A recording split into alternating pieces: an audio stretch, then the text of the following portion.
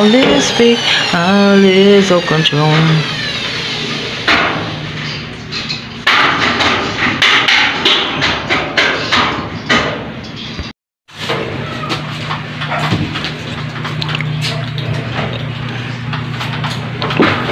Kasi nasira mo na lahat yung aking ginawa.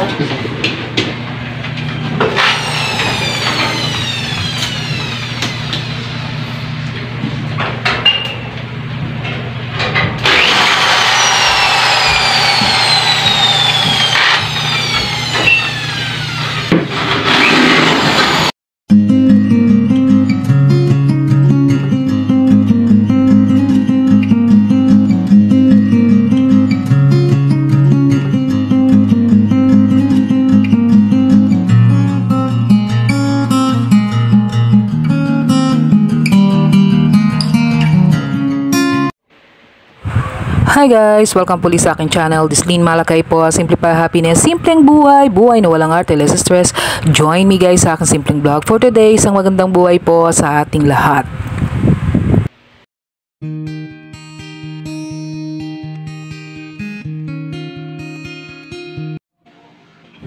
So ayan nga guys, welcome po dito sa aking channel. So ayan, tayo po ay magkakaroon ng mini makeover ng ating sala sa ating living room guys. So ito ayan, budget friendly lang po ito kasi talagang ito po ay gusto ko na talaga mapaayos kasi nga yung ating ayan, yung nauna yung ating firewall and then yung ating lagay ng TV is nakalagay lang sa bintana. So ito po yung ating hagdanan ng ating third floor.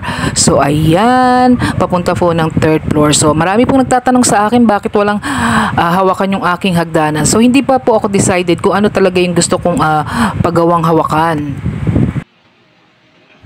So yun nga po, kaka-search, ayan, salamat sa mga Google search po natin. Nagkaroon po ako ng idea and then ayan yung ating kasing wall, ayan, yung ating firewall na yan is really tumatagas po yan. So yan muna po yung aking inuna and then iyan ay po yung ating gagawin na lalagyan po ng ating TV plus yung ating handle ng ating hagdanan. So ang nagamit po dyan ng aking mister is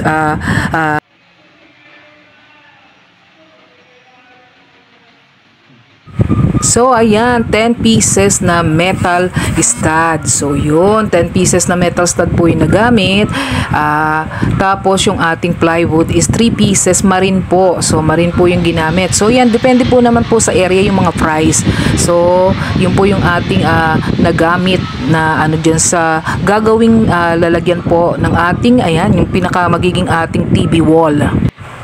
So may mga metal faring din po siya na gagamitin dyan. So pera pa po yung mga electrical. So yung mga iba pa po nating need na kailangan. So ayan, yung metal stud at saka metal faring. So depende naman po yung kung saan ano nyo bibilhin. So yun. So yan ang nagamit ng aking Mr. Jan. 10 pieces na metal stud and then yung ating metal faring is dalawa o parang gano'n ang nagamit niya na metal faring.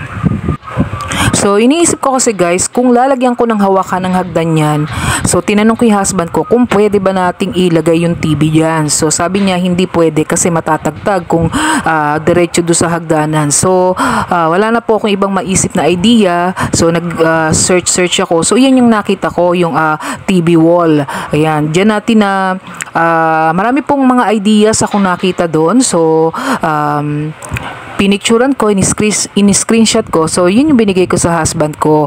So, ayan po kasi yung ating TV sa bintana po. May bintana po kami dyan. Hindi naman po mabuksan kasi nga po, dyan po niya ikinabit yung aming TV. So, sabi ko, sayang naman, hindi nagpa-function yung ating bintana.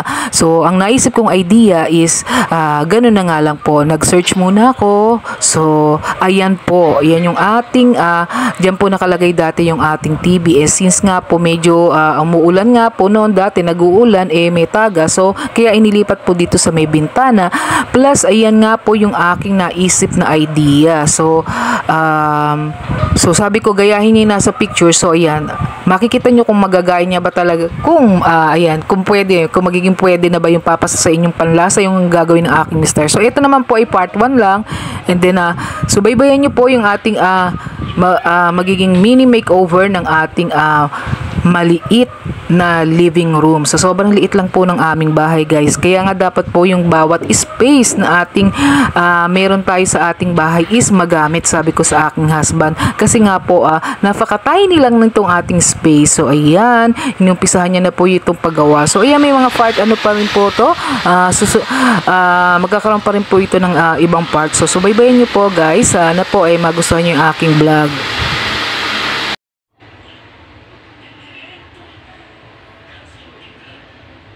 Sa may itaas namin. So ayan, makikita niyo yung aming hagdanan niyan. Ang taas guys, 'di ba? So nasa third floor ako nun guys. So ayan guys. Kasi nasira mo na lahat yung aking So imagine niyo guys, dito kami dati natutulog. 5 kaming natutulog. So yun nga, sa mga sumusubaybay sa aking channel, itong na to, yung naging sala namin dito sa second floor. Dito kami yung aming kwarto dati. So alam niyo guys, sobrang liit lang talaga nitong aming bahay. Kaya nga sabi ko sa asawa ko, dapat talaga yung mga space ating magamit. So ayan, ito na yung magiging sala namin. So doon kami sa third floor na natutulog. Yung ating third floor guys is long span. So yung ginagawa niya ng mga electrical kasi dyan na rin magsasaksak ng ating TV, plus may mga ilaw tayo na binili para sa ating sa ating TV wall. So yun nga po, dyan kami dati natutulog. So ito na, dito na kasi nung unang panahon guys, wala namang mga kumbaga hindi ka makapag-search kung ano yung mga ideas para sa mga maliliit na bahay. So ayan, nakakita ako ng yung mga tiny living room, tiny space. So yan yung aking in-screenshot. Then minsan nagsisend ako sa kanya ng mga video. So para may ideas kung paano yung magandang gawin. So yung syempre iaano din natin doon sa ating budget. So sabi ko sa asawa ko, dapat yung ating budget is kumbaga talagang pang low income lang tong ating gagawin. So yan, magagamit pa rin natin yung ilalim ng ating hagdan para sa ating computer. So mayroon akong anak na gumagamit pa rin ng computer. So yung mga electrical yan guys, so kinakabitan ng aking husband.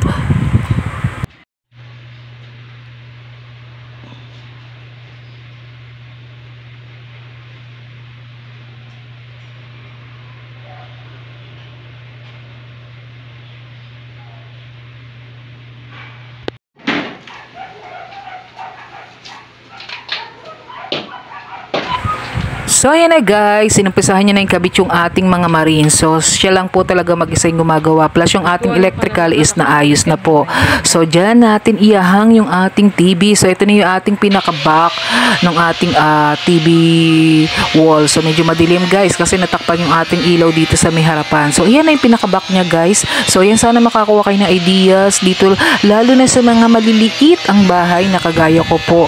So ayan yung ating so ayan yung pinaka-back niya guys. So na-cover niya na at yan, so mag-isa lang talaga siyang gumagawa. Yung mga electrical na ipasok niya na. So siya lang, si husband lang po talaga yung gumagawa. So ito yung pinakakuha dito sa third floor guys. So I hope na subaybayan niyo po ito. Ayan, hanggang sa matatapos itong ating TV wall sa ating mini makeover ng ating maliit na salas, maliit na ating living room. So yan guys, inabot na ng medyo madilim na guys. So ayan, ikabit niya na yung mga switch guys. So dyan natin ikakabit yung ating TV guys. So I hope na sana makatulong ito, lalo na sa mga maliliit ang bahay guys.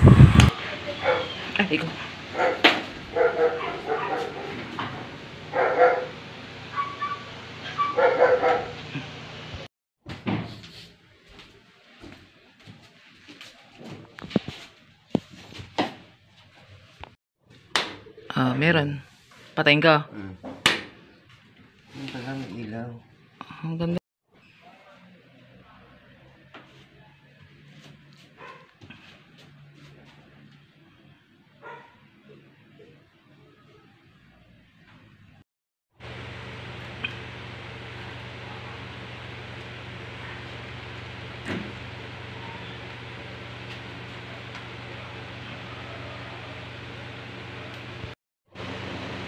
So ito nga pala yung napili kong ilaw na ilagay dito sa may tapat ng ating TV wall. So 900 ang bili niya yan eh, isang set guys. So syempre lagyan natin ng konting design. So online lang kami bumili guys. So ito na yung pinaka back part guys. So ayan, nabuo na yung ating marine. So yung marine yung kinover ng aking husband. So ayan, naikabit na rin yung ating, ayan yung binili nating ilaw sa ano po yan, online lang natin in order guys. So ayan, lagyan natin ng konting arte. So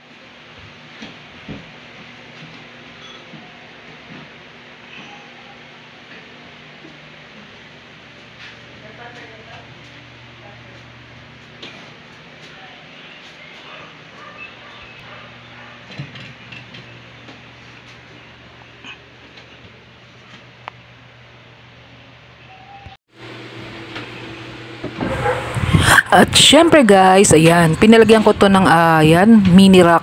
So ayan, dalawa yan. Dalawa, isa sa ibaba at itaas guys. So nagpa-function yung mga, ayan yung ating mga outlet guys. So ayan, dalawa yan.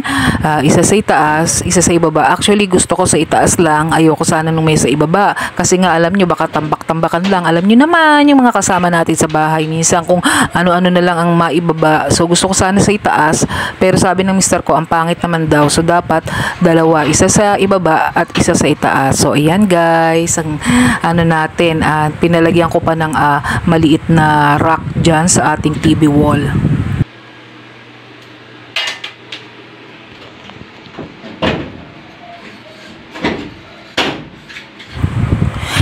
So ayan guys, abangan nyo po yung ating part 2 sa susunod kong mga vlog. So ayan, thank you for watching guys.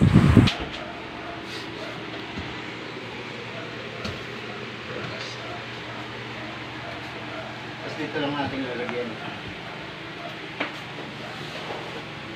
Ng design. Basal siya. Oo. Pang ano lang naman yung decor. Hindi mo na pwede kasi sagad sa ibaba dahil si Bicolette eh.